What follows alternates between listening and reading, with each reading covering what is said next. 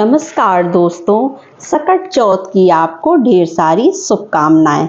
तो चलिए दोस्तों, आज हम सकट चौथ की कहानी सुनते हैं। तो पहले हम इस तरह से हाथों में थोड़ा सा तिल ले लेंगे, भगवान गणेश की पूजा पहले कर लेंगे, दीपक प्रज्वलित कर लेंगे, उसके बाद हम कहानी सुनेंगे। तो चलिए कहानी स्टार्ट करते हैं। तो जय गणेश बाबा की। एक गांव में एक बुढ़िया रहती थी जो बहुत ही गरीब थी। उसका एक ही बेटा था। तो उसका बेटा जो है वो नगर गांव वालों के जो है वो पशु चराने जाता था, जिससे जो पैसे आते थे उसी से उनका जीवन चलता था। तो एक बार जो है वो पशु चराने जा रहा था, तब तक जो है उसकी चाची ताई उसको मिल जाती हैं और वो कहने लगती हैं कि बेटा, तू तो सुबह सवेरे पशु चराने चला जाता है और तेरी माँ पीछे जो है अच्छे अच्छे पकवान बनाकर खाती हैं। पर बेटा बात नहीं मानता। वो कहता है नहीं नहीं, ऐसा नहीं हो सकता है। लेकिन चाची ताई फिर भी उसको कहती हैं कि अगर ऐसा ही है तो तू एक दिन पहले थोड़ा जल्दी आकर देख ले, खुद अपनी आंखों से देख ले कि तेरी माँ तेरे पीछे जो है वो अच्छे अच्छे पकवान बनाकर खाती हैं। तो बेटा वैसा ही करता है और एक दिन जो है वो पशु चराकर जल्दी चला आता है। उस दिन गणेश चौथ का व्रत जो है बुढ़िया जो है वो गणेश चौथ का व्रत रखती है और वो जो है तिल को चटका कर जो है तिल का तिलकुटा बनाती रहती है।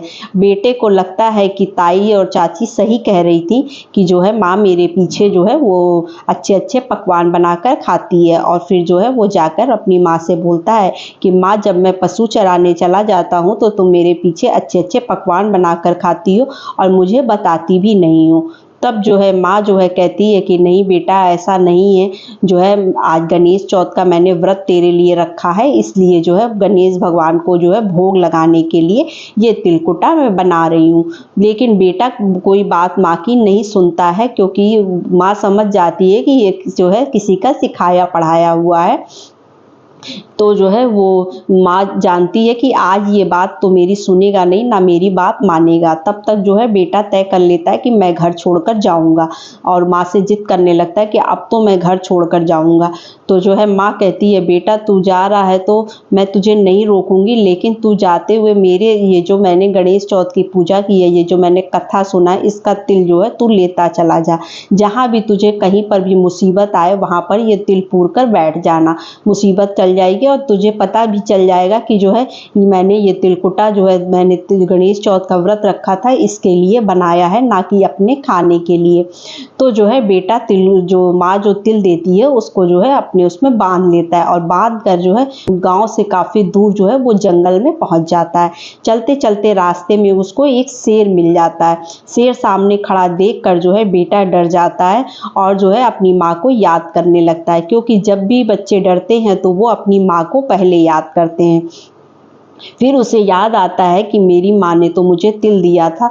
तो वो क्या करता है, तिल पूर कर बैठ जाता है और कहता है कि अगर जो है मेरी माँ ने मेरे लिए व्रत किया था या मेरे लिए गणेश चौथ की पूजा की थी तो जो है यह शेर जो है गाय में बदल जाएगा। और जो है जैसे ही तिल पूर कर वो बैठ जाता है, तुरंत जो है वो शेर गाय में बदल जाता है। कहता है अगर गाय ना बनती तो आज तो मेरा मरना तय था, आज तो ये शेर मुझे खा ही जाता। उसके बाद फिर वो थोड़ा सा आगे बढ़ता है तो एक बड़ी सी नदी मिलती है। नदी जो है इतनी बड़ी रहती है, काफ़ी गहरी नदी और काफ़ी बड़ी नदी रहती है, जिसकी वजह से उसे लगता है कि अब मैं रास्ता कैसे पार करूँगा, आगे कैसे जाऊँगा। फिर वो क्या करता है, तिल पूर कर बैठ जाता है। कहता है कि अगर मेरी माँ ने मेरे लिए व्रत रखा होगा तो ज़रूर जो है यह नदी बीच से फट जाएगी और मुझे रास्ता मिल जाएगा। और जैसे ही वो तिल पूर कर बैठता है, तुरंत जो है नदी फट जाती है और रास्ता बीच से रास्ता निकल जाता है। वह जो है पार करके जो है दूसरे नगर में पहुंच जाता है। तो वहाँ पर एक बुढ़िया जो है वो पूड़े बनाती रहती है और रोती रहती है। तो वो पूछता है कि ये क्या बात माई, तुम पूड़े भी बना रही हो और रो भी रही हो, खुशी भी है और दुख भी है, किस चीज़ का तुम्हें दुख है? तो वो बताती है कि कि बेटा हमारे गांव में जो है हर 6 महीने पर जो है आव पकता है, तो जो है उसमें हर घर का एक एक बार नंबर आता है। तो आज मेरे घर का नंबर है और मेरा एक ही बेटा है, तो जो है उस आव में आज मेरा बेटा बैठेगा, तो इसलिए जो है आखिरी बार, क्योंकि उसे मैं भोजन बनाकर खिलाऊंगी, इसलिए जो है पूड़े बना रही हूँ। और जो है दुखी इसलिए हूँ कि जो है मेरा एक ही बेटा है और आज वो उस आव में जलकर खत्म हो जाएगा।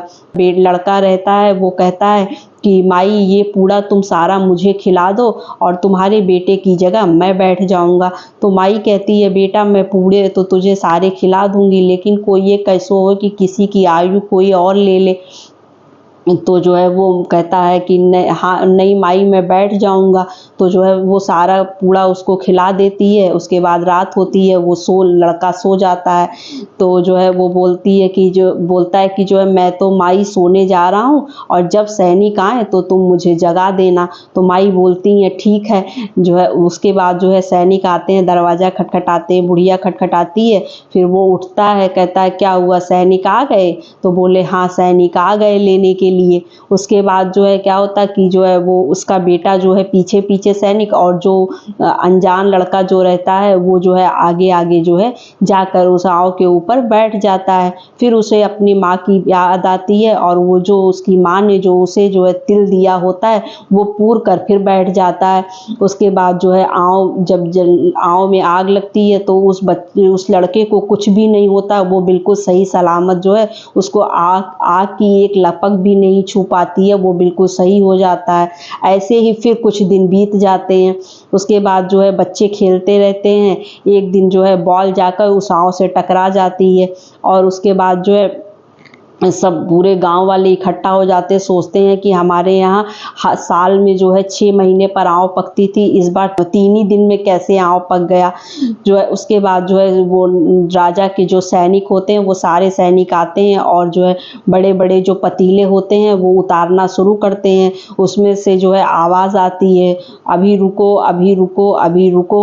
ये सुनकर सारे सैनिक घबरा कर दूर भाग जाते हैं। तो राजा जो है गुस्से में तलवार निकाल लेता है और बोलता है कि जो है तू कौन है, भूत है, पिशाच है, कौन है, जो भी है बाहर निकल। तो वो जो है बुढ़िया का बेटा बाहर आता है और कहता है कि मैं ना भूत हूँ ना पिशाच हूँ, मैं तो एक बुढ़िया का बेटा हूँ। मेरी माँ ने सकट चौथ का व्रत रखा था और जो है मैं माँ से नाराज होकर मेरी चाची ताई ने मुझे कुछ सिखा दिया और मैं जो है घर से दूर चला आया और चलते चलते यहाँ आ गया और जो है ये तिल पूर कर मैं बैठ गया, इसलिए मुझे अग्नि भी नहीं छू पाई। यह सुनकर जो है जो रानी रहती है वो बहुत प्रसन्न होती है। उनको ये लगता है कि ऐसा दामाद कहाँ मिलेगा जिसको अग्नि भी नहीं छू पाई। और तो जो है वो राजा जो है फैसला करते हैं कि मैं अपनी उसकी राजा की इकलौती बेटी रहती है, वो अपनी इकलौती बेटी की शादी जो है उस बुढ़िया के बेटे से कर देते हैं। अब वो दोनों सुखी सुखी जो है महल में रहने लगते हैं। एक दिन जो है अचानक जो है अंधेरा होने लगता है। बुढ़िया का बेटा रहता है, वो कहता है कि जो है देखो मेरे नगर में अंधेरा हो गया। तो कहता है कि तुम्हारे भी नगर है? तो कहता है हाँ मेरा भी नगर है, गांव है, मेरी माँ है। तो कहता तो हम लोग यहाँ क्यों पड़े हैं, क्यों ना हम जो है अपने घर चल कर रहे हैं। तो कहता है जाकर आप तुम अपने पिताजी से बात करो। तो वो जाती है अपने पिताजी से बात करती है कि आपका दामाद अपने घर जाना चाहता है, अपनी माँ के पास जाना चाहता है। राजा बहुत खुश होता है, कहता है इससे अच्छी बात क्या हो सकती है कि जो है दामाद अपने घर बेटी चले जाए और घर जमाई बनकर ना रहे।